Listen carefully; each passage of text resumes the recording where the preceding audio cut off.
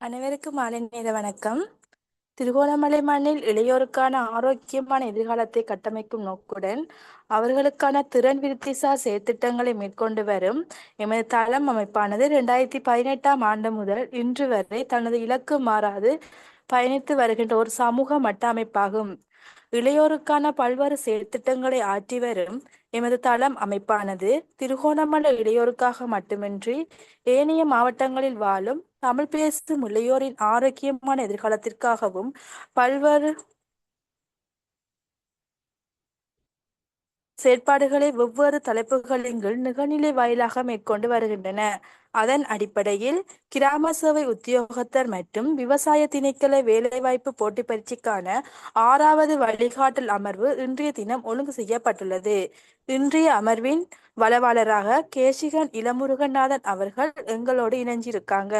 போட்டி பரீட்சை வழிகாட்டலை தொடர்ந்து உங்களுக்கான சந்தேகங்கள் ஏதும் இருப்பின் அதற்கான நேரம் தரப்படும் போது நீங்கள் கேட்டு தெளிவு பெற்றுக் கொள்ள முடியும். நேரத்தை கருத்தில் கொண்டு அமர்வை நான் வளவாளரிடம் கையளிக்கின்றேன்.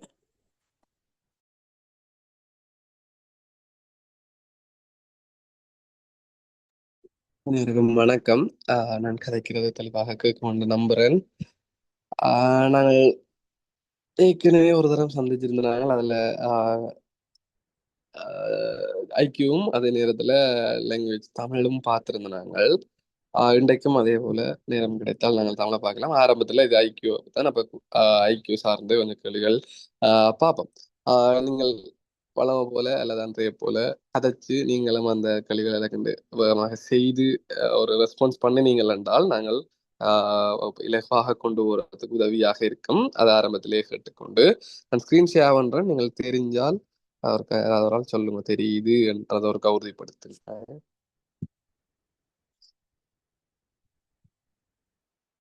விளங்குது. தெரியுது. ஓகே, நன்றி. அப்ப நாங்கள் முதலாவது கேள்வியில இருந்து பார்த்து கொண்டு போவோம். ஆஹ் உங்களுக்கு தெரியுமா என்றால் இதுல வந்து 7வது வகுப்பு 6வது வகுப்பு அன்றைக்கு எல்லாருக்குமே எப்படியாக வகுப்புகள் போகுதுன்றது அல்லது எப்படியாக பேப்பர் அந்த ஸ்ட்ரக்சர் எல்லாம் நாங்கள் முதலாவது இதுல காய்ச்சிருந்தாங்க. அப்ப அது சம்பந்தமாக தொடர்ந்து ஒரே காய்க்க வேண்டி இருக்காது. அப்ப நாங்கள் இந்த கேள்வியை பார்ப்போம். ஒவ்வொரு கேள்வியிலும் 4 சொற்கள் கொடுக்கப்பட்டுள்ளன. அவற்றில் 3 சொற்கள் ஒரே வகையில் குழுவாக்கப்படலாம். குழுவில் சேர முடியாத சொல் எது என்பதை தேர்ந்தெடுக்கவும். முதலாவதுக்கு என்ன வரலாம்? மின்விசிறி. ஓகே. சூரியன். சூரியன். ஓகே. மின்விசிறி. மின்விசிறி. ஓகே. மின்விசிறி. ஓகே. மின்விசிறியா சூரியனா? ஏன் அது மூண்டும் ஒளிய தரும், இது காற்று தரும், அப்படியா? ஏன் இது மூண்டும் மனுஷனால உருவாக்கப்படலாம், அது இயற்கையாவே இருக்கும் அது நல்ல சூரியன் தான். ஏன் அப்ப இது மூண்டும் இது என்ன வராதா? அப்ப அது மூண்டும் ஒரு காற்று தர்றது, இது ஒளி முதல், அப்படியும் இருக்கலாம் தானே?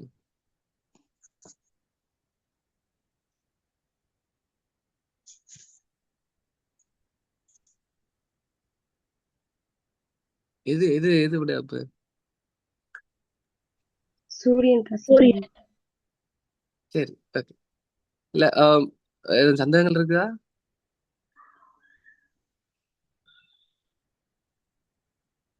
சரி, 2வது கேள்வி. மர்க்யூரி, வெள்ளி, வெண்கலம், இரும்பு.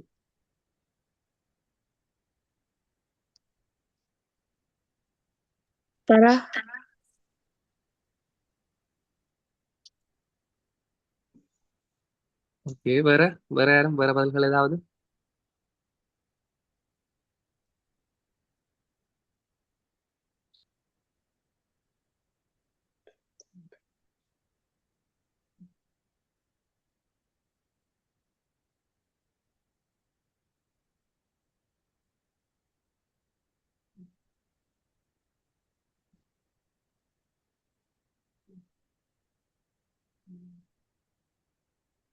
வேற 2வதுக்கு என்ன பதில்?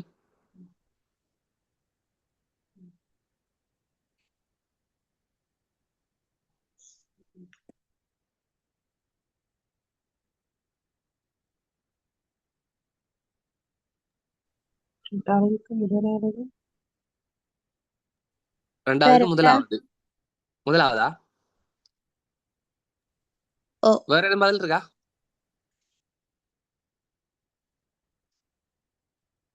ஏன் முதலாவது?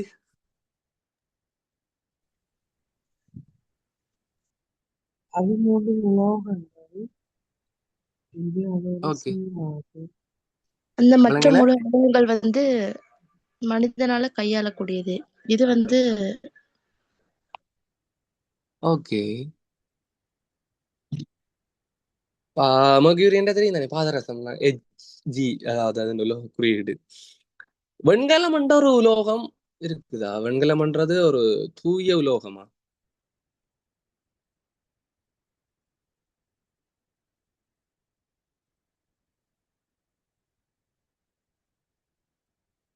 மிச்ச மூன்றும், அதாவது மர்க்யூரி, பாதரசம் Hg என்றது, வெள்ளி சில்வர்ன்றது, அதே போல இரும்பு, மூணுமே தூய உலோகம். ஆனால் வெண்கலத்தை பொறுத்த வரைக்கும் அது தூய உலோகமா இல்லையே, அது இணை உலோகமாக வரும். அப்ப அதுல தொடர்பு படாத சொல்லாக வெண்கலம் தான் வரும். மூன்றாவது, ரெண்டாவது ஓகே தானே, விளங்குதா? என்ன தூய உலோகங்கள் தெரியும் தானே. இப்ப வெண்கலம் அப்படி, ஆஹ் வெண்கலம் வந்து ஒரு தூய உலோகம் இல்லை, ஒரு இணை உலோகம், கலப்புல உருவாகிறது. அதான் இரண்டாவது விடையாக வரப்போகுது வெண்கலம். மூன்றாவது,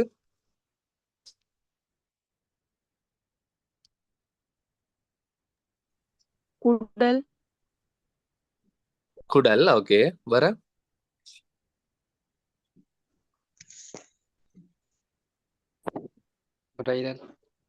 நுரையீரல். ஓகே, வேற பதில்கள் ஏதாவது இருக்குதா?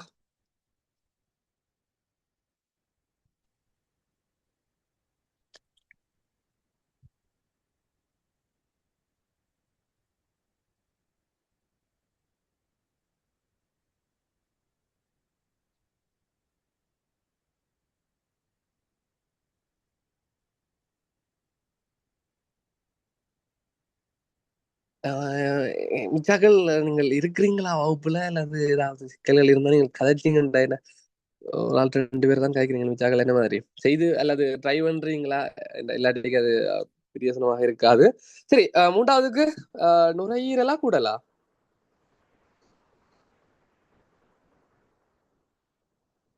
குடல். குடல்.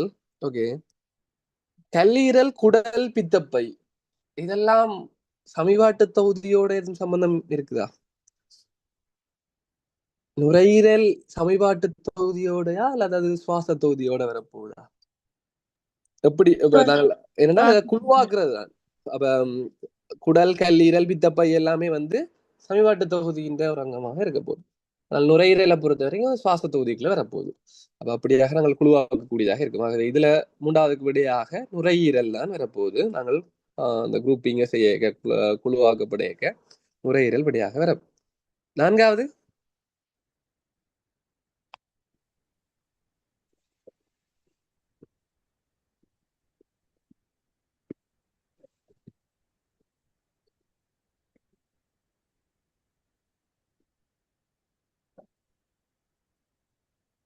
சியோல், மணிலா, ஜகார்த்தா, மும்பை. இதுல குழுவாக்க கூடியது அல்லது குழுவாக்க முடியாத சொல் எது?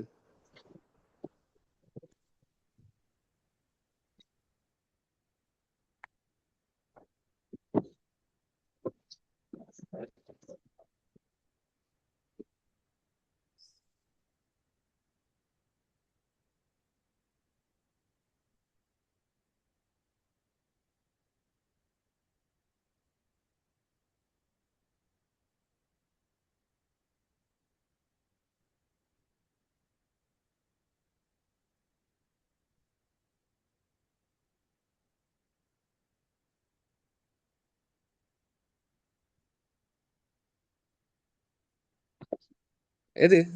இருக்கிறீங்களா யாராவது? இந்த இந்த தொடர்பு இதுல என்னென்னன்றது விளங்குதா? ஏதாவது ஐடியா வருதா?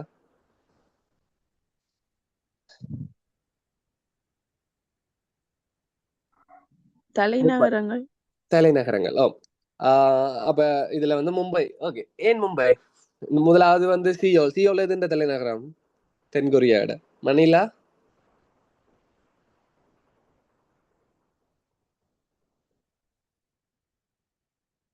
பிலிப்பைன்ஸ். அதே போல ஜகார்த்தா இந்தோனேஷியாட. இந்தியாவோட தலைநகரம் எது? நியூ டெல்லி.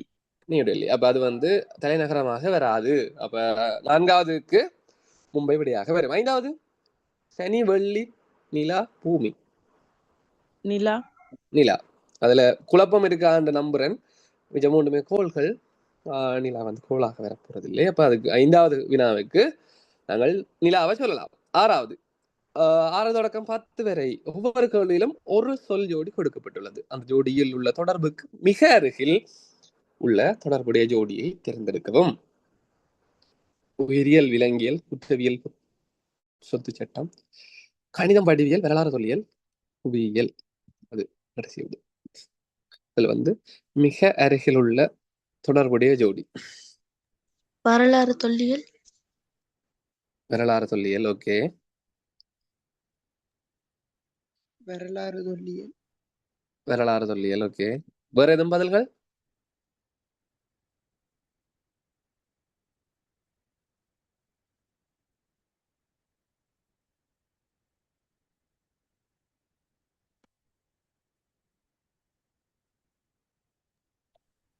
புவியியல். புவியியல். 2 புவியியலா? 4வது விடைய சொல்றீங்களா?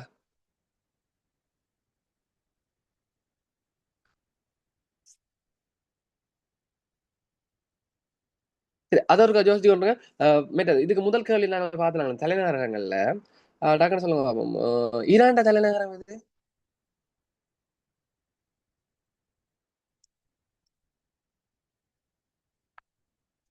அண்மையில அண்மையில இப்ப கடுமையாக பாதிக்கப்பட்ட ஒரு நகரம். ஆம்,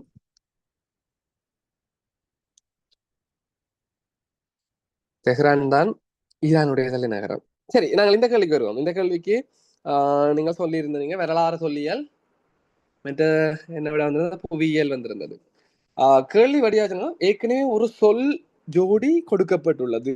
அந்த ஜோடியில் உள்ள தொடர்புக்கு மிக பொருத்தமான தொடர்புடைய அருகில் அல்லது மிக அருகில் உள்ள தொடர்புடைய உயிரியல், விலங்கியல், பயாலஜி, ஜூலஜி. என்ன தொடர்பு அதுக்குள்ள? பயாலஜி என்ற பெரிய பரப்புக்குள்ள ஜூலஜி என்றது ஒரு சப்செட் அல்லது ஒரு உபபகுதியாக வரும். அதே போல தொடர்புடையது இதுக்குள்ள எது இருக்குது? குற்றவியல் சட்டம், சொத்து சட்டம், ரெண்டுமே வேறான சட்டங்கள். கிரிமினல் லோவும் வந்து அதே போல ப்ராப்பர்ட்டி லோவும் வந்து தனித்தனியான சட்டத்துறை என்ற தனித்தனியான பிரிவுகள். அதே போல நாங்கள் பார்க்கலாம் இந்த ஒவ்வொரு சிவில் லோ, கிரிமினல் லோ எல்லாமே தனித்தனியான சட்டங்கள். அப்ப அது ஒரு சப்செட் இல்லை, சட்டங்களுக்குள்ள ஒரு உபபிரிவு இல்லை. வரலாறு சொல்லியிருன்றது வரலாறு ஒரு தனித்துறை, தொல்லியல் ஒரு தனித்துறை. ரெண்டும் அதுல ஒரு ஒருமிச்ச தன்மையில சமாந்தர தன்மை இருக்கலாம் ரெண்டுக்கும். ஆனால் ரெண்டும் வெவ்வேறான துறைகள். தெரியும் எங்களுக்கு. எப்படி கணிதத்துறையில ஜியோமெட்ரின்றது ஒரு பிரிவு, உபபகுதி. புவியியல், அது புவியியல். ஓகே. ஜியோகிராஃபி, ஜியோலஜி ரெண்டும் வெவ்வேறானது. அதுல இங்கிலீஷ்ல சரியா வரும். ரெண்டுலையும் டிரான்ஸ்லேஷன்ல ஜியோலஜி, ஜியோகிராஃபி இந்த ரெண்டுக்குமான வித்தியாசம். சரி, இப்ப சொல்லுங்க பாப்போம், எது விடையாக வரலாம்? வரலாறு தொல்லியல். கணிதம், வடிவியல். நான் தெளிவா சொன்னேன். அதாவது உயிரியல் என்றது ஒரு பெரும்பரப்பல், அது பெரும் பாடமாக இருந்தால் அது ஒரு உபபகுதி அல்லது ஒரு சப் ஹெடிங்காக வந்து அல்லது அதுல இருக்கிற ஒரு பாடமாக நாங்கள் ஜூலஜியை படிப்போம். அதே போல கணிதம் என்ற ஒரு பெரிய பகுதியில ஒரு பாடம் ஜியோமெட்ரி, வடிவியல். வரலாறுன்றது ஒரு தனித்துறை, வரலாற்று துறை. அதே போல தொல்லியல் துறை என்றது ஒரு தனித்துறை. சட்டங்களுக்குள்ள குற்றவியல் சட்டம், சொத்து சட்டம், சிவில் சட்டங்கள் எல்லாம் தனித்தனியான சட்டங்கள். அதுக்கு இடையிலான தொடர்பு அதுன்ற ஒரு சப்செட்டாக இதை பார்க்கலாம். வரலாறுகையும் தொல்லியலையும் நாங்கள் சமாந்தரமாக வச்சு பார்க்கலாம். ஆனா அதுன்ற ஒரு உபபிரிவாக கொண்டு வர இயலாது. இதுக்கு மிக பொருத்தமானது மிக அருகிலே இருக்கிற தொடர்பாக பார்க்கிற போது 3வது விடை கணிதம், வடிவியல். மேத்ஸுக்குள்ள ஜியோமெட்ரி ஒரு பிரிவு, பயாலஜிக்குள்ள ஜூலஜி ஒரு பிரிவு என்ற மாதிரிக்கு வரும். அதுக்கு விடை வந்து 3வது.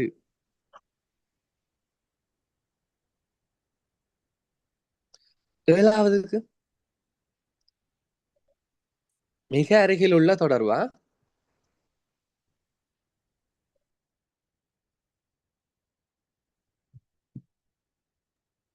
காலி திருவோணமலை.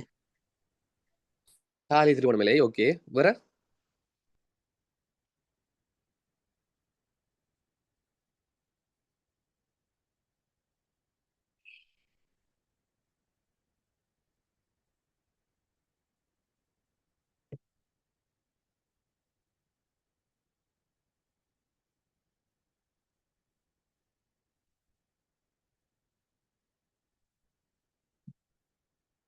வேற ஏதாவது பதில்கள் இருக்கா? இப்படி புத்தளம் பாருங்களேன், நிகம்பு மன்னார். சொல்லுங்க. புத்தளம் மன்னார். புத்தளம் மன்னார். இதுவும் காரணங்கள் இருக்குதா? ரெண்டு விடைகளுக்கும். காலி திருவோணமலைக்கு ஏதாவது உங்களுடைய காரணங்கள் அது? இதுல மட்டக்களப்பு பெத்திக்குளோன்றது இங்கிலீஷ் வேர்டால மாத்திரம்.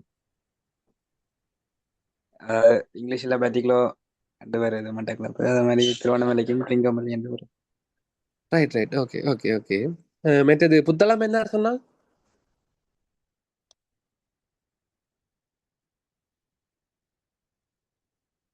புத்தளம் மன்னார் சொன்னவர்கள்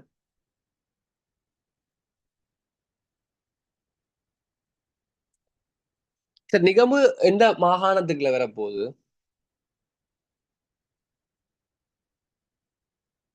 மேல் மாகாணம், மட்டக்களப்பு கிழக்கு மாகாணத்துக்குள்ள வரப்போகுது. அதே போல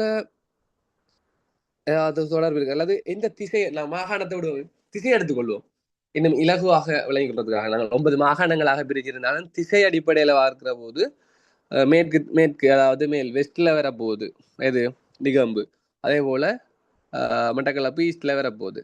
அதே போல ஒரு ஒருமிச்ச தன்மை இருக்கிறதாக எடுத்துட்டோம்டா கிட்டத்தட்ட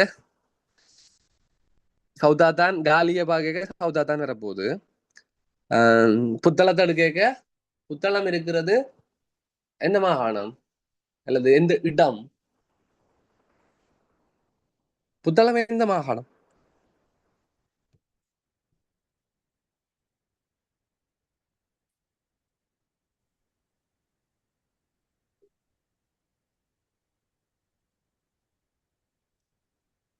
புத்தளம் இருக்கிறது எந்த மாகாணம்?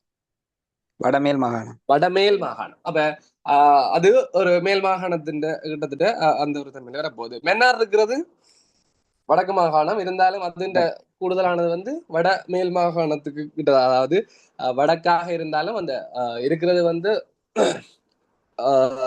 எந்த பகுதியாக இருக்கும்? வடக்கு தான். வடக்கு மாகாணமாக மாகாணமாக திசையாக பார்க்கிற போது வடக்கு திசையரை. அப்ப கிட்டத்தட்ட ஒரு சமாந்தரமான அல்லது இதுக்கு உள்ள இருக்கிறதுல மெட்டதுக்கு உள்ள இருக்கிற தொடர்புகளை பார்க்கல ஓரளவுக்கு ஒரு ஒருமித்த தன்மையா இருக்கிறதாக நாங்கள் புத்தளம் மன்னார் எடுக்கலாம். புத்தளத்தை எடுக்கிற போது வெஸ்டாக, அதாவது மேற்கு கடற்கரையில இருக்கிறதாக இருக்க போகுது. அதே போல நிகம்புவம் வந்து மேற்கு கடற்கரையில இருக்கிறதாக இருக்க போகுது. அதே மாதிரிக்கு மன்னாரை பொறுத்த வரைக்கும் புத்தளம் மன்னாருக்கு இடையான தொடர்பும் வந்து மேற்கு கடற்கரை. அதே போல இது வந்து நார்த் வெஸ்டாக வரப்போகுது, மேல் வட மேல் கடற்கரையாக வரப்போகுது. அதை விட்டு அந்த அந்த ஒரு கேள்வி அடுத்த அந்த விட புத்தளம் மன்னார் அல்லது காலி திருவோணமலையையும் நாங்கள் காலிய ஒரு தென் திசையில், அதாவது தென் திசையாக அது ஒரு போர்டராக வரபடியா அது ஒரு மேலாக எடுத்தாலும் இதை கிழக்காக எடுக்கிற போது இந்த ரெண்டு விடையும் கிட்டத்தட்ட சரியா வரலாம். அது உண்மையில மார்க்கிங் ஸ்கீம் கொடுக்குறாங்களுக்கு தான் தெரியும் இந்த விட சரியான விடையாக கொடுக்குறாங்க. ஒரு அளவுக்கு நெருங்கின தொடர்பாக இருக்கிற போது இந்த ரெண்டு விடையும் ஒப்பிட்டல பார்க்கலாம். 8வது கேள்வி. 8வது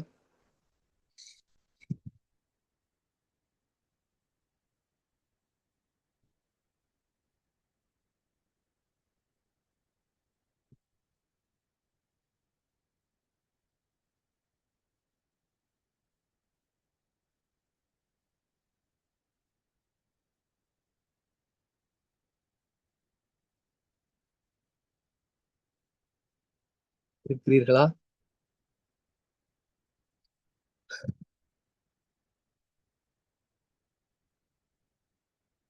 1978 19 மூன்றாவது ஆன்சர். 3வது ஆன்சர். Okay okay. வேற வேற பதில்கள் இதுல பாக்குற ஆண்டுகள் ஏதாவது ஞாபகம் வருதா? இந்த ஆண்டுல பாக்க ஞாபகம் வருதா?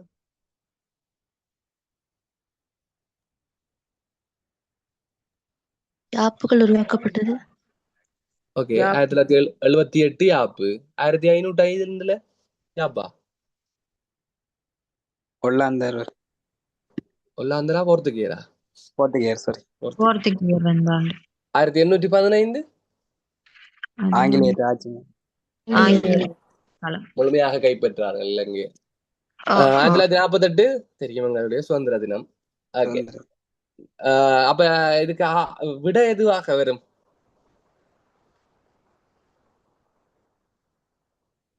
எட்டாவது கேள்விக்கு என்ன விடை வரலாம் வரும் என்று ஒரு ஆள் சொல்லியிருந்த நீங்கள், மூன்றாவது விட ஒரு ஆள் சொல்லியிருந்த நீங்கள். வேற எதுவும் பதில்கள் இருக்குதா? அல்லது அந்த விட இல்ல வேற விடைகள் எதுவும் கருத்துக்கள் இருக்குதா? 1815 ரெண்டாவது ஆன்சர். ரெண்டாவது ஆன்சர். ஓகே ஓகே, நன்றி. காரணங்கள் ரெண்டு ஆன்சர் சொன்னாங்க. ஏதாவது ஐடியாஸ் ஷேர் பண்ணலுமா? இல்லைன்னா ஆங்கிலேயர் வருகைக்கு அப்புறம் தானே இந்த சுதந்திரம் கிடைத்தது. ஓகே.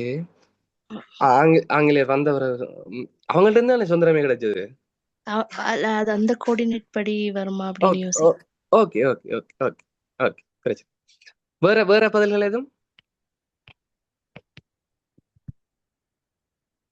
சரி, 1948 எந்த நூற்றாண்டு? எத்தனையாவது நூற்றாண்டு? 20ஆம் நூற்றாண்டு.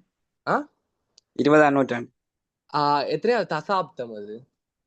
தசாப்தம்.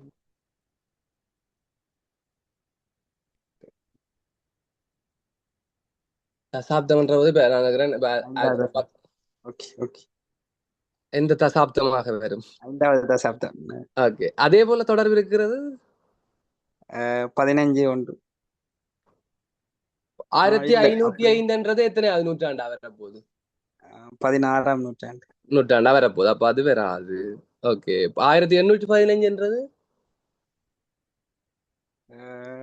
19ஆம் நூற்றாண்டு. 1978 20ஆம் நூற்றாண்டு. அப்ப விட எதுவாக? 4வது விட. 4வது விட. அப்ப நாங்கள் ஏனென்றால் இதுல நாங்கள் உண்மையில எங்களுக்கு மைண்ட்ல ஓடுறது எல்லாமே 1948, 1505, 1815, 1978 எங்களுக்கு டக்கு ஓகே. யாப்பு போர்த்துகேயர் வந்தது, ஆங்கிலேயர் முழுமையாக ஆட்சியை கைப்பின்னது, சுதந்திரம் என்ற எல்லா விஷயமும் ஞாபகம் வரும். 2018 எங்களுடைய கண்களுக்கு படவே படாது. அதான் இதுல இருக்கிற விஷயம். ஆனா நாங்கள் பார்க்க வேண்டியது என்ன தொடர்பு அதுக்குள்ள இருக்குன்றது. அப்ப 8வது கேள்விக்கு விடையாக 4வது வரும். அந்த நூற்றாண்டை நாங்கள் பார்க்கிற போது அதுல நூற்றாண்டு சரியாக இருக்கிறது. நாங்கள் அதை விட மற்றும்படி நாங்கள் தொடர்பு படுத்துறதுக்கு மிக அருகில எந்த தொடர்பும் இல்லை. நாங்கள் ஒரு யூகங்களுக்குள்ள போகலாம், ஆனால் சரியான தொடர்புகள் அதுல குறைவாக இருக்கும். அடுத்தது 9வதுக்கு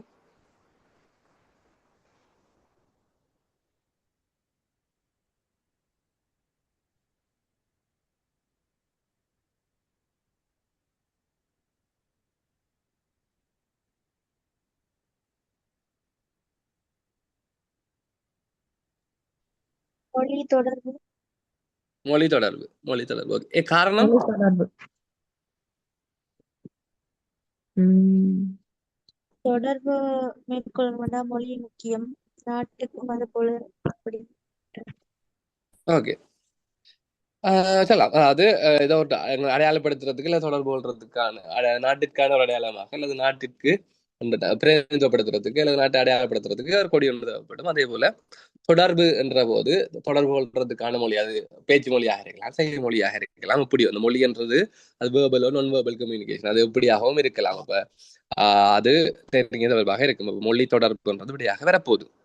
ஒப்பந்தம் முரண்பாடு 10வதுக்கு இது விடையாக வரலாம். திருமணம், விவாகரத்து. திருமணம், விவாகரத்து. ஓகே, வேற எதுவும் பதில்கள்?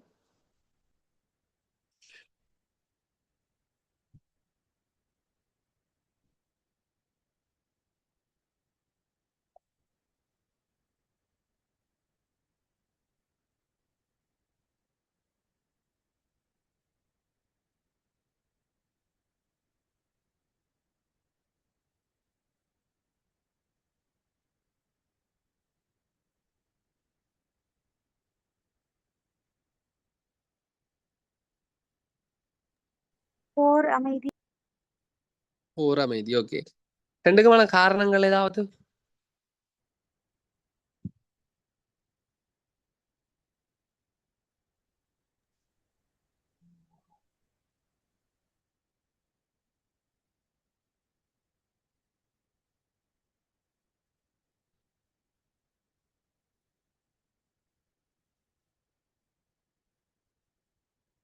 இதுக்கு முதல் கேள்வி கிளியர் தானே? என்ன கொடி நாடு மொழி தொடர்பு நாட்டினுடைய நாட்டை குறிக்கிற ஒரு சின்னமாக நாங்கள் என்னது கொடியை சொல்லலாம். நாட்டுக்கு வெவ்வேறு வகையான சின்னங்கள் இருக்கலாம். அது தேசிய இலச்சினையாக இருக்கலாம், கொடியாக இருக்கலாம், ஏதோ உண்டு. தேசியம் இருக்கலாம். இப்ப நாட்டை குறிக்கின்ற ஒரு சின்னமாக, ஒரு சிம்போல், சில சொல்லுவோம் ஒரு சிம்போல், ஒரு சின்னமாக நாங்கள் கொடியை சொல்லலாம். அதே போல தொடர்பாடலுக்கு நாங்கள் வெவ்வேறு இதில் பயன்படுத்தலாம். அதுல ஒரு சின்னம் அல்லது அதுல ஒரு சிம்போலாக நாங்கள் மொழியை சொல்லலாம். இப்ப இதுல ஒப்பந்த முரண்பாடு, அக்ரிமெண்ட் டிசன்ட், அதே போல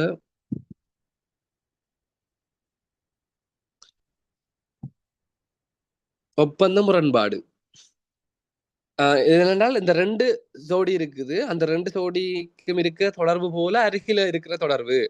ஒப்பந்தம் முரண்பாடு கிட்டத்தட்ட ஒரு ஒற்றுமை தன்மையில திருமணம் ஆகுது, முரண்பாட்டு தன்மையில விவாகரத்து ஆகுது. போர்ன்றது போர் அமைதி, ஓகே. அதுக்கு அதுல ஒப்பந்தம் அல்லது ஒரு ஒற்றுமையான தன்மை வராது தானே. அந்த தன்மை முரண்பாடுன்றது இல்லை தானே. அது மாதிரி மேல சில நேரத்துல அமைதி போர் என்ற மாதிரிக்கு வந்திருந்தாலோ அல்லது என்ன சொல்றது, போர் அமைதி என்றதை விட இந்த இதை பாருங்க, ஒரு ஒப்பந்தம், ஒரு அக்ரிமெண்ட் அல்லது ரெண்டு உடன்பாடு, ரெண்டு தரப்பு வரப்போகுது. ரெண்டு தரப்பு ஏதோ ஒரு ஒருமித்த கருத்து ஒருமிக்கிற போது அந்த ஒப்பந்தம் நடக்குது. அந்த ஒப்பந்தத்தை நாங்கள் திருமணம் என்று சொல்லலாம். கிட்டத்தட்ட அந்த திருமணம் ஏதோ ஒரு முரண்பாடு அல்லது அந்த ஒருமித்த தன்மையில சிக்கல்கள் இருக்கிற போது அது விவாகரத்து அல்லது முரண்பாடுன்னு போகலாம். அப்ப ஆக மிக அருகில் இருக்கிற தொடர்பாக நாங்கள் ஒப்பந்த முரண்பாட்டுக்கு நெருங்கிய தொடர்புடையதாக திருமணம் விவாகரத்தை பார்க்கலாம்.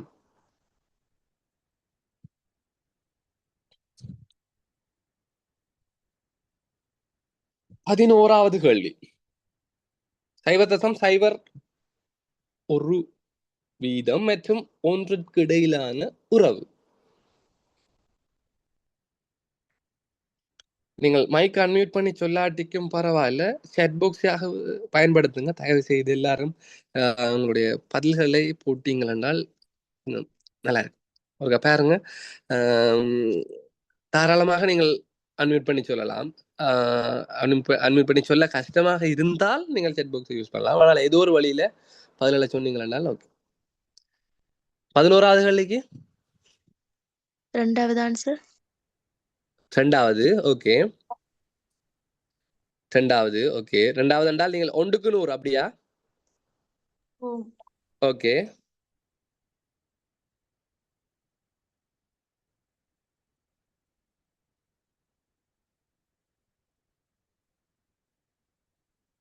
வேற வேற பதில்கள் 2 வந்திருக்கு, 2வது ஆன்சர்ன்னு சொல்லி வந்திருக்குது. வேற பதில்கள் ஏதாவது இருக்குதா?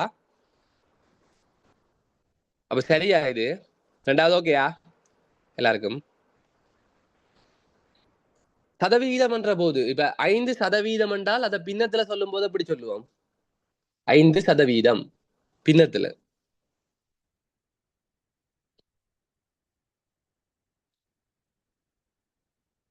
5ன் கீழ் 100 அல்லது 100ன் மேல் 5 தானே நாங்கள் 5% என்று சொல்ல போறோம் இல்லையா? ஒரு விஷயத்தை, ஒரு எண்ணை நாங்கள் 100ஆல பிரிக்கிற போது வரத சதவீதம் என்று சொல்ல போறோம். 1% என்ற போது, ஒரு சதவிகிதம் என்ற போது 1ன் கீழ் 100. அப்ப 0.01% என்ற போது 0.01ன் கீழ் 100. அப்ப 0.01ன் கீழ் 100 அதுக்கு 1 என்ற போது அதை நாங்கள் சமப்படுத்துற போது எப்படி வரப்போகுது? நீங்கள் அந்த சும்மா எழுதி பார்த்தீர்கள் இது மிக தெளிவாக விளங்கும். நாங்கள் ஒயிட் போர்ட்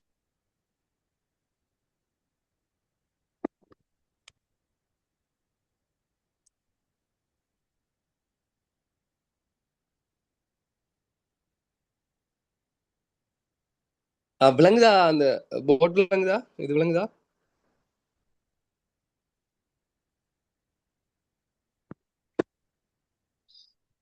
இல்ல ஷேர் ஆகல. எழுதுறது ஒன்றும் வரையிலையா? இல்ல வரையில. வரையில. வரையில.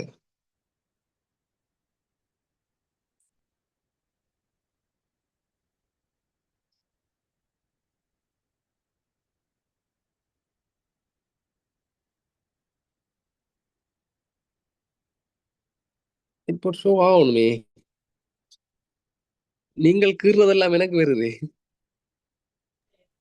வரலையே. வருது என்ன? ரீலோட் ஆகுது.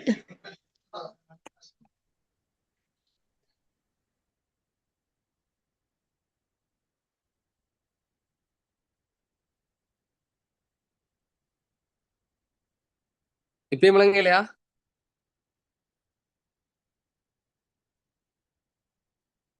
சரி விடுவோம். டெக்னாலஜியில் இருக்கிறது அதில் எனக்கு தெரிஞ்சு காட்டுமென்று நம்புறேன். சிலருக்கு காட்டுது இல்லை என்றால் ஓகே, நான் வாயாலே சொல்றேன். அது கொஞ்சம் நல்லா இருக்கும்னு பார்த்தேன். சரி, சதவீதம் என்றால் 1% என்றேக்கு அது 1/100 அதுல தெளிவு இருக்குமென்று நம்புறேன். அப்ப 0.01% என்றால் 0.01/100. இப்ப நீங்கள் இதுக்கு இடையிலான விகிதத்தை போடுற போது வீதம் வேறு விகிதம் வேறு ரெண்டையும் போடுவது, அதாவது 0.01/100 அதுவுக்கும் ஒன்றிற்கும் இடையிலான உறவு என்ற போது என்ன செய்ய போகுது? இந்த 100 நீங்கள் பெருக்கிட்டு அதை கொண்டு 100 ஆக போறீங்க. அந்த எடுத்தீங்கண்டா அந்த சரியாக அதை எடுத்துக்கும் போது 4வது விடையாக வரப்போகுது. 1/10,000 என்கின்றது தான் அந்த உறவாக இருக்க போகுது 0.01 விகிதத்துக்கு. தெளிவாக நீங்கள் அந்த விகிதத்தை பின்னமாக மாத்துறதுல தெளிவாக இருங்க. விகிதம் என்ற அந்த வீதம் வீதம் வீதம் என்றது சதவீதம் என்றது போடுபட்டால் சதவீதம் 100க்குத்தான் அது போடப்படும். 1% என்றால் அது 1/100 குறிக்கும். 0.01% என்றால் 0.01/100 அதுக்கும் ஒன்றுக்கும் இடையிலான தொடர்பு. அப்ப அதுல எத்தனை மடங்காக ஒன்று இருக்க போகுது? அதை 10,000ஆல பெருக்கிற போதுதான் ஒன்று வரப்போகுது. அப்ப அதுதான் விடையாக வரப்போகுது. 4வது விடை. 12வது, கீழ்கண்டவற்றில் எது ஜோடியன், அதாவது இரட்டை எண்ணாக முடியாது? Even number. இந்த டிரான்ஸ்லேஷன்ல கொஞ்சம் பிரச்சனைகள் இருக்கும். கீழ்கண்டவற்றில் எது இரட்டை எண் ஆக முடியாது? பிரதம எண் என்றால் என்ன குழப்பம்? அப்படி ஒரு குழப்பம் வந்தால் முதன்மை எண் என்றதான் பிரதம பிரைம் நம்பர். முதன்மை எண்கள் தான் அந்த பிரதம எண்கள் என்று வந்திருக்குது. இப்ப பாருங்க, இதுல எது இரட்டை எண் ஆக முடியாது?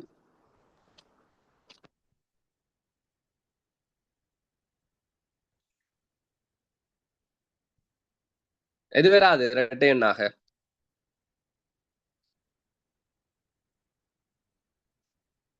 இதுக்கு அவ்வளவு நேரம் தேவைப்படாதுன்னு நம்புறேன்.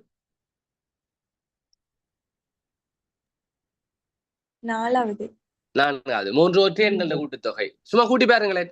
2 ஒற்றை எண் 2 2 4 6 6 கூட்டுத்தொகையா வருது. 2 2 2 4 6 6 வந்து என்னது ஒரு இரட்டை எண்ணாக வரும். 2வது என்ன வரப்போகுது? 3 முதன்மை எண்கள். முதன்மை எண் என்ற போது 2 3 5. முதன்மை எண் என்னது? ஒன்றாலும் தன்னாலும் மாத்திரம் வகுப்படும் எண்கள் முதன்மை எண்கள். 2 3 5 எடுக்கும்போது 3 2 5 5 10. 10 என்ன செய்ய போகுது? ஓகே, 2ஆல வகுப்படக்கூடிய அல்லது இரட்டை எண்ணாக வருது. 2 முதன்மை எண்கள். 2 முதன்மை எண் அதை கூட்டுற போது ஓகே. அப்ப அதுவும் வந்து அப்ப எது ஒற்றை எண்கள்? 1 3 5 வருமா இரட்டை எண்ணாக?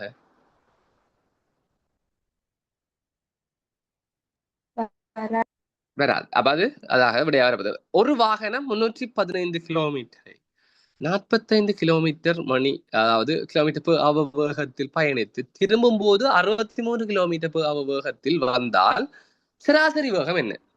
சராசரி வேகம் என்ன? இலகுவான கணக்கு கண்டு சொல்லுங்க. சராசரி வேகம்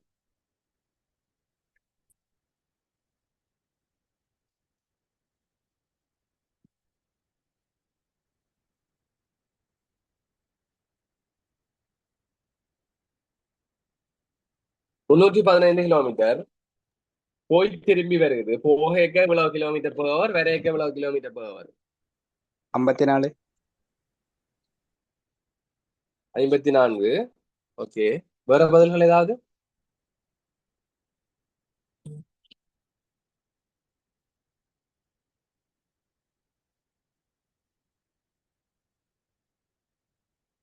வேற பதில்கள்? 4வது இந்த கேள்வி. ஓகே, அது போன கேள்விக்கு நினைக்கிறேன். ஓகே, வேற எதுவும் பதில் இருக்கா? நீங்கள் எப்படி பார்த்தீங்க? அதாவது 63 45 கூட்டி ரெண்டால பிரிச்சு நாங்கள் பார்க்கலாம். அப்படியா? அதே 54 என்ற பதிலுக்கான காரணம். ஓ ஓகே.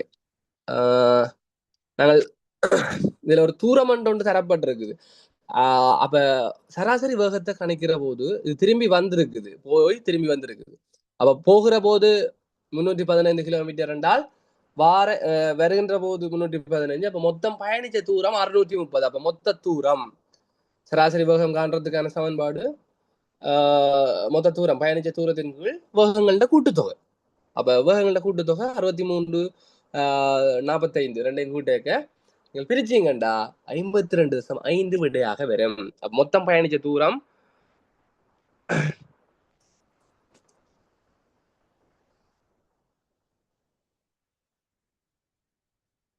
சரியா நான் சொன்னது?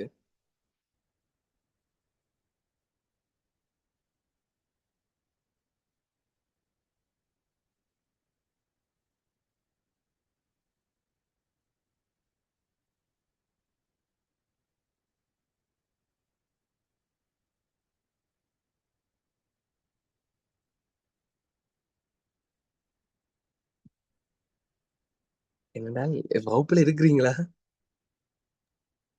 யாராவது கதைச்சீங்கள் என்றால் நான் சொன்ன சரியா ஓகே சரி விளங்கல? சரி ஓகே அடுத்த கேள்வி பாருங்க. இல்ல என்னென்றால் நான் சொன்னது போல நான் சும்மா மாதிரிதான் சொல்லி பார்த்தேன். நான் ஏனென்றால் நீங்கள் ரெண்டையும் கூட்டி போட்டு பிரிச்சு பார்த்தீங்கன்னா 52.5 வராது. 630 நீங்கள் 108 பிரிச்சால் எப்படி 52.5 வரும்? அதாவது சராசரி வேகம் காண்ற போது எங்களுக்கு இருக்கிற சமன்பாடு ரெண்டு வேகங்கள் என்றால் ஏ என்ற வேகம் பி என்ற வேகம் என்றால் சராசரி வேகம் காண்ற போது ரெண்டையும் கூட்டிட்டு நாங்கள் பிரிக்க மாட்டோம். 2ab அதன் கீழ் வேகங்கள கூட்டுத்தொகை என்றால் போய் வந்த தூரம்.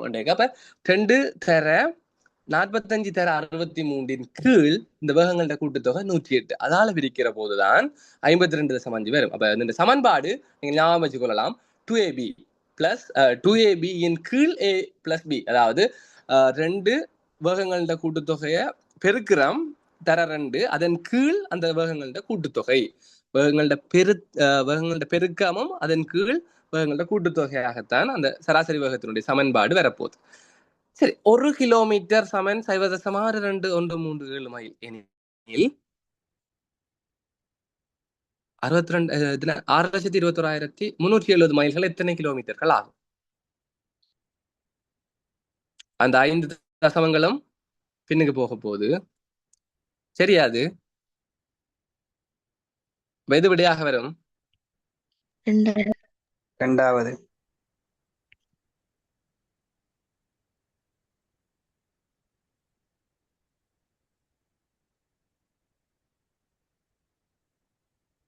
இரண்டாவதா வரும். 5 தசமம் பின்னுக்கு போனால் 62,137 வரும்.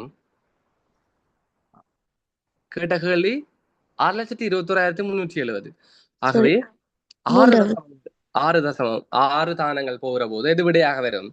மூன்றாவது விடையாக வரும். இல்லைங்களா? 1 கிலோமீட்டர் 0.6237 5 தசமம் போகிற போது 62,137 வரும். அப்ப எங்கள்கிட்ட கேட்ட கேள்வி 6,21,370 என்ற போது 6 தானங்கள் போக வேண்டி இருக்கும். அப்ப 6 சைவர் சேர போது விடை மூன்றாவதாக வரும்.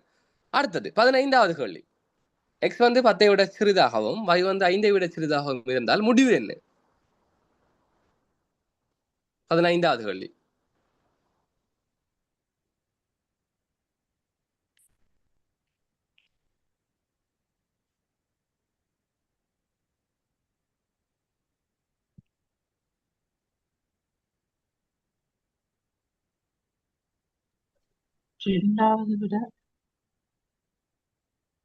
இரண்டாவது. ஓகே, நன்றி. வேற பதில்கள்?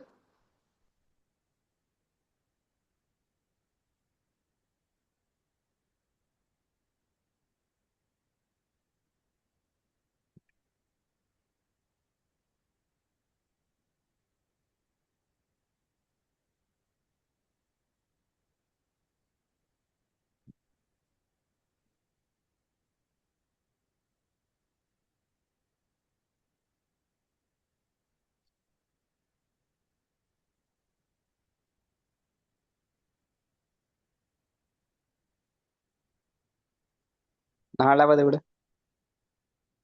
நாலாவது விட. Okay okay. இதுக்கு விட நாலாவது தான். என்னென்றால் 10 விட சின்னனா இருக்குது எக்ஸ், 5 விட சின்னனா இருக்குது y.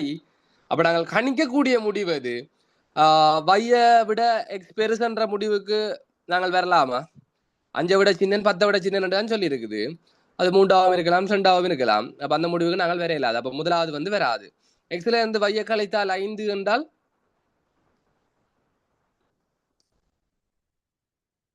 அப்படி வரும். இந்த சமன்பாடு இல்லை, நாங்கள் அங்கால இங்கெல்லாம் கொண்டு வர முடியாது.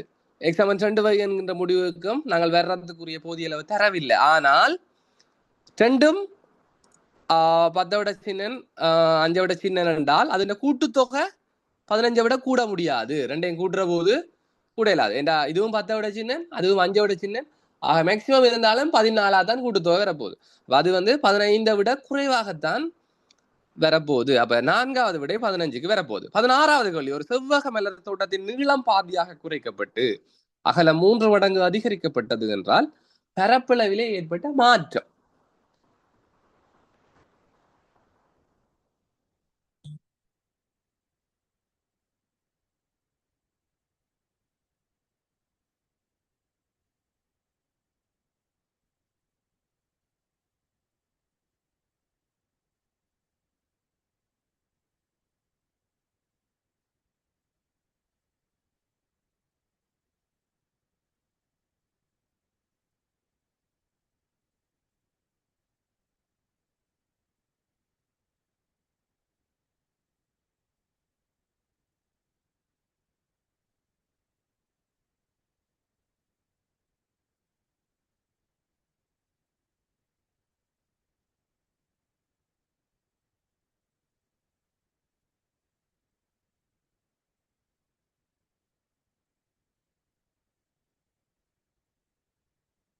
ஓகே, இரண்டாவது அதுல உங்களுக்கு சந்தேகம் இருக்கான்னு நினைக்கிறேன். உதாரணமாக நாங்கள் எடுத்துக்கொண்டால் நீளம் எக்ஸ் என்றும் அகலம் y என்றும் எடுத்துக்கொண்டால் நீளம் பாதியாக குறைக்கப்படுது எக்ஸின் கீழ் 2, அகலம் 3 மடங்காக கூட்டப்படுது 3y, ரெண்டையும் பெருக்கி விட வேண்டால் ஆரம்பத்துல இருந்த பரப்பளவு சமன்பாடு xy ஆக இருக்கும். இப்ப இருக்கிறது 3 கீழ் 2 xy ஆக இருக்கு. 3 கீழ் 2 xy என்ற 1.5 xy. அப்ப முதல் இருந்தது xy, இப்ப இருக்கிறது 1.5 xy என்றால் ஏற்பட்ட மாற்றம் வந்து 50%. இதை நாங்கள் சரியாக அரைவாசியாக கூடி இருக்குது. 50% அதிகரிப்பு. அதுல குழப்பங்கள் இருக்கான்னு நம்புறேன். உங்களுக்கு ஏதாவது குழப்பம் இருந்தால் நீங்கள் இடையில தாராளமாக மறைச்சு அதை கேட்கலாம். 17வது கே என் மற்றும் எக்ஸ். கே மற்றும் என் எக்ஸின் சகோதரன், வைகமா எண்ணின் தாய், செட்கமா கேயின் தந்தை. கீழ்கண்டதில் எது தவறானது?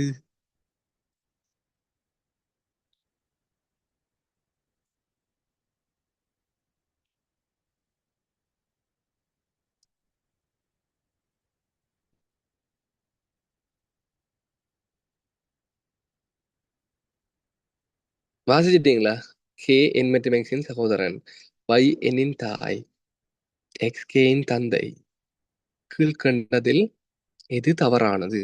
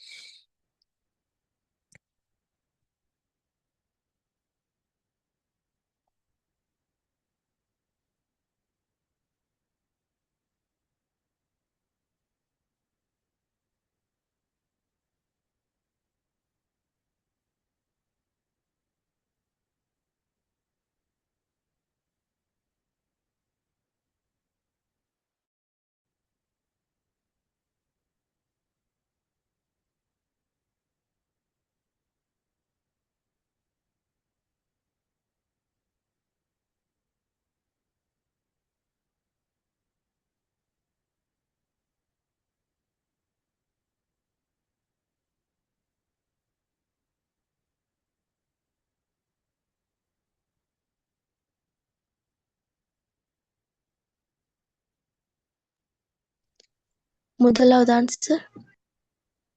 முதலாவது கொஞ்சம் அதை அப்படின்னு சொல்லலுமா? சும்மா உங்களோட ஐடியாவை சொல்லுங்க. சேவன் ஒரு பிரச்சனை. கேயும் என்னும் அவங்க 3 பேரும் சகோதர ரிலேஷன்ஷிப். கே விட்டு அப்பா வந்து செட், என்னோட அம்மா வந்து வை. அப்ப அவங்க 2 பேரும் ஹஸ்பண்ட் அண்ட் ஒய்ஃப். அப்ப இவங்க 2 பேத்துக்கு இவங்க 3 பேரும் மகன் பிள்ளை. ஓகே. என்றால் இதுல வந்து கே கே வந்து கமா வரும். என் கே கே கமா என்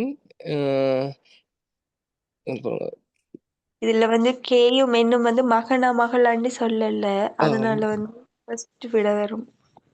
ஓகே. அதான் விட சரி. அந்த காரணத்தை பாருங்க. என்னன்னா அதை வாசிக்கும் போது நாங்கள் கே வந்து என் மற்றும் எக்ஸின் சகோதரன், கே வந்து என் மற்றும் எக்ஸின் சகோதரன், வை என்னென்ற தாய், வை வந்து என்னென்ற தாய், ஜெட் கே என்ற தந்தை. அப்ப அந்த அதை வாசிக்க நாங்கள் உண்மையில டக்குனு வாசிக்கும் போது கே மற்றும் கே கமா என் மற்றும் நாங்கள் அந்த வாசிக்கிறதுல சில சிக்கல் இருக்கும். அதை எழுதி எடுத்தீங்க என்றால் கே என் மற்றும் எக்ஸின் சகோதரன், அதே போல வை என்கின்ற தாய், அதே போல செற்கமா கே என்ற தந்தை.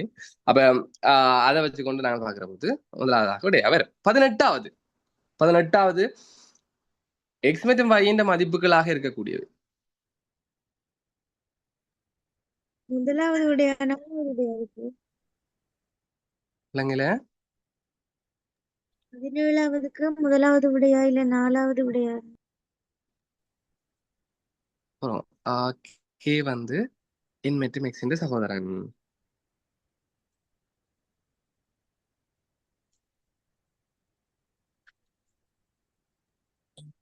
ஏ என் மற்றும் எக்ஸின் சகோதரன். ஆம். வை வந்து என் என்ற தாய், செட் வந்து கேன் தந்தை. அப்ப கே வந்து செட்டின் மகன். அது சரியான கூற்று. வை வந்து செட்டின் தந்தைண்டா ஓகே மனைவி. ஜெட் வந்து எக்ஸ் சகோதரன். ஓகே செட்டின் தந்தை.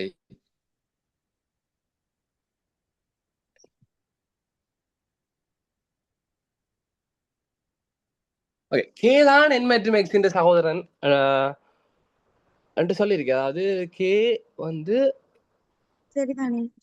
ஆமா, 4வது விட சரியோ? சரியான விட தானே. கே வந்து என் மற்றும் எக்ஸ் என்ற சகோதரன் நான் சொல்லியிருக்கேன். அப்ப என் மேக்ஸும் கே இவங்களுக்கு சகோதரன் என் மேக்ஸும் தங்களுக்கு சகோதரன் இருப்பாங்க. சகோதரன் என்று சொல்லலையே, கேர்ளா போயாண்டு தெரியாது தானே?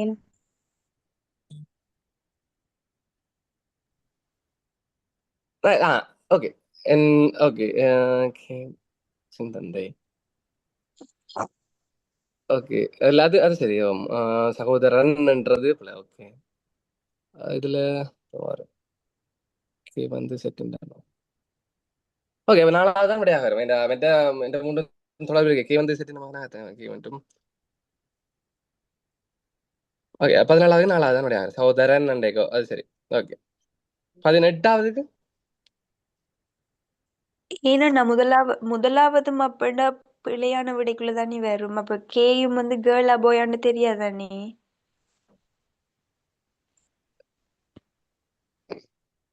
மகன் மகள். ஓகே, இந்த ஜெண்டர் ஒரு பிரச்சனை. ஓகே, நானும் மேல அத இவ்வளவு நேரம் இந்த சகோதரன் சகோதரி என்றதை எடுக்கல. நானும் அந்த நாளா முதலாவது கூற்று சரிதானே. என்னண்டா கே வந்து சகோதரன் என்றது அது சகோதரன் என்று நான் சொல்லியிருக்கோம். அப்ப அவர் போய் தானே கே வந்து.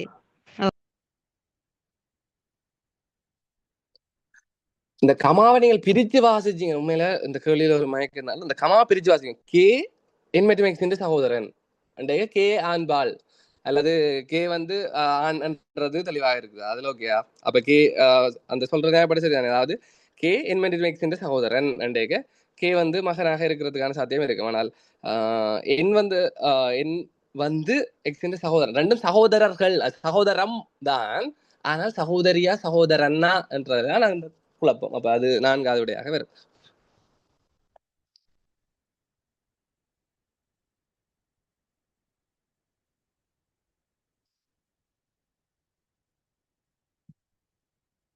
பதினெட்டாவது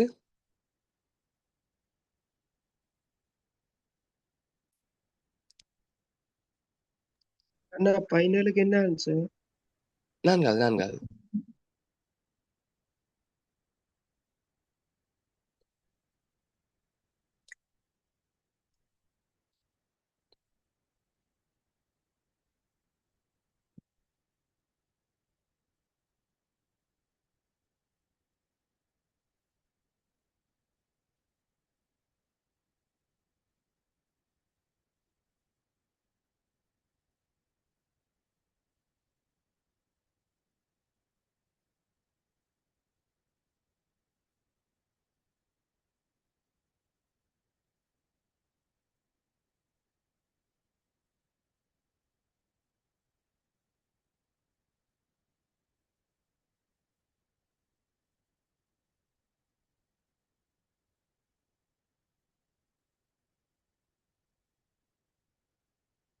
18வதுக்கு கண்டுபிடிச்சிட்டீங்களா?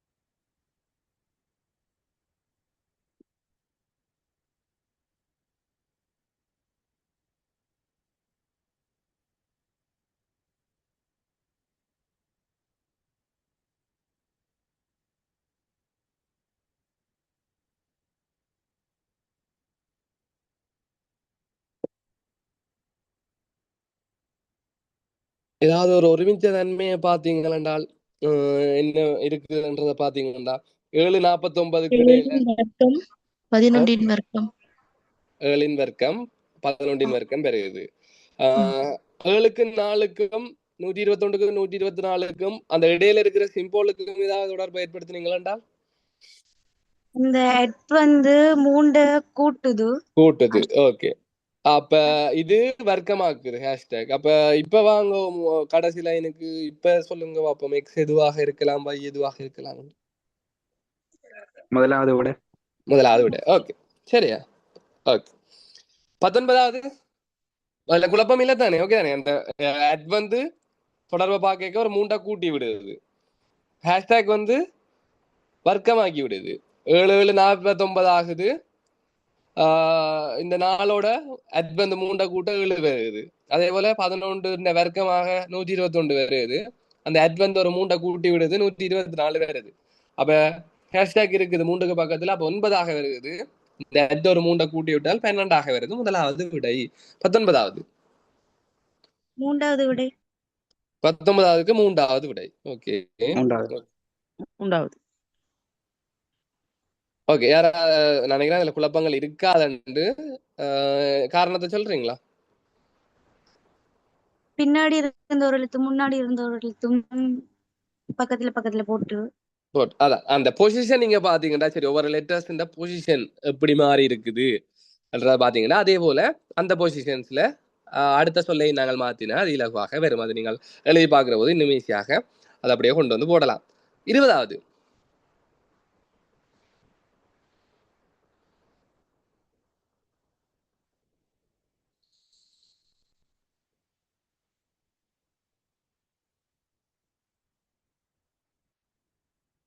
இருபதாவதுக்கு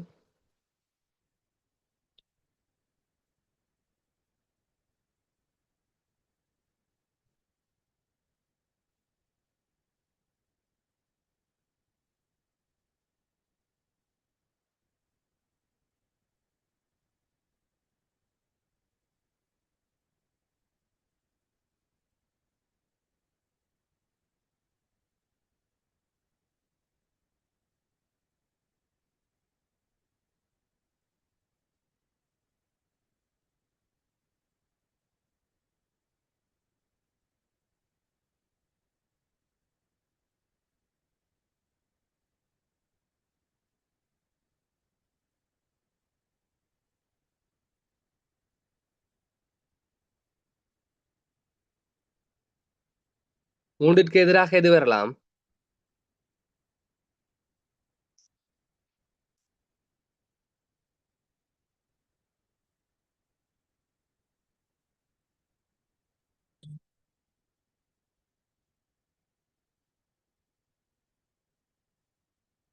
அதுல பாருங்களேன், மூன்றுக்கு பக்கத்துல தரப்பட்ட ஆன்சரையும் பாருங்க, அதுலயும் பாருங்க. மூன்றுக்கு பக்கத்துல 1 காட்டுப்பட்டிருக்கா, மூன்றுக்கு பக்கத்துல 4 காட்டுப்பட்டிருக்கா, மூன்றுக்கு பக்கத்துல 5 காட்டுப்பட்டிருக்கா. எதிர எது பெறலாம்?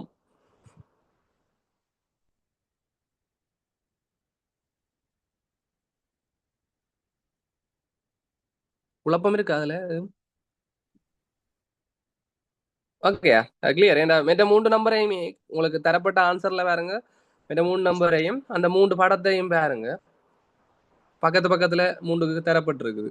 3க்கு பக்கத்துல இருக்குது 1, 3க்கு பக்கத்துல 5 இருக்குது, 3க்கு பக்கத்துல 4 இருக்குது. எதிராக இருக்கக்கூடியது 6ஆக வரும். அப்ப நாங்கள் நேர பிரச்சனை அடுத்தது. சரி, ஒரு சும்மா ஒரு கேள்வி உண்டு. இலங்கை என்ன மின்சார வளங்களை கட்டுப்படுத்துறது எது?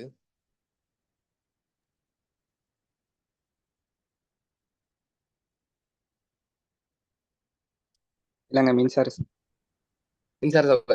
இவ்வளவு காலம் அந்த ஆங்கிலத்துல எப்படி நாங்கள் சொல்றது? மின்சார சபை, இலங்கை மின்சார சபை. சிலோன் எலக்ட்ரிசிட்டி போர்ட் சிஇபி ஆக இருந்தது. இபி இன்றையில இருந்து அது இடிஎல், அதாவது எலக்ட்ரிசிட்டி டிஸ்ட்ரிபியூஷன் லங்காவாக மாற்றப்படுது. பேப்பர் எப்படியும் இதுக்கு முதல்ல செட் பண்ணி இருப்பாங்க, இல்லாட்டிக்கும் அடுத்தடுத்த வருஷத்துல சாத்தியம் இருக்கலாம். எப்படி அந்த பெயர் மாற்றப்பட்டிருக்குன்ற சும்மா பார்த்து வச்சுக்கொள்ளுங்க. எலக்ட்ரிசிட்டி டிஸ்ட்ரிபியூஷன் லங்கா, இடிஎல் என்று சொல்லி சிஇபி என்று அழைக்கப்பட்ட எலக்ட்ரிசிட்டி போர்ட் இனிமேல் சிலோன் எலக்ட்ரிசிட்டி போர்ட் இனி எலெக்ஷன், அதாவது எலக்ட்ரிசிட்டி டிஸ்ட்ரிபியூஷன் லங்கா, அதாவது மார்ச் 9ஆம் தேதி 2026 36ஆம் இலக்க ஆக்ட் நம்பர் 36 அதன்படி இன்றையில இருந்து அந்த பேர் வந்து மாற்றப்படுது. அல்லது அது இந்த போர்ட், அதாவது இந்த என்டிட்டி தான் இனி இலங்கையினுடைய மின்சார வளங்களை வந்து பொறுப்பேற்குது, எலக்ட்ரிசிட்டி டிஸ்ட்ரிபியூஷன் லங்கா. சரி, நாங்கள் இதோட நான் முடிச்சு கொள்றேன். நாங்கள் அடுத்த வகுப்புல நேரம் கிடைத்தால் கட்டாயமாக சந்திப்போம். நன்றி.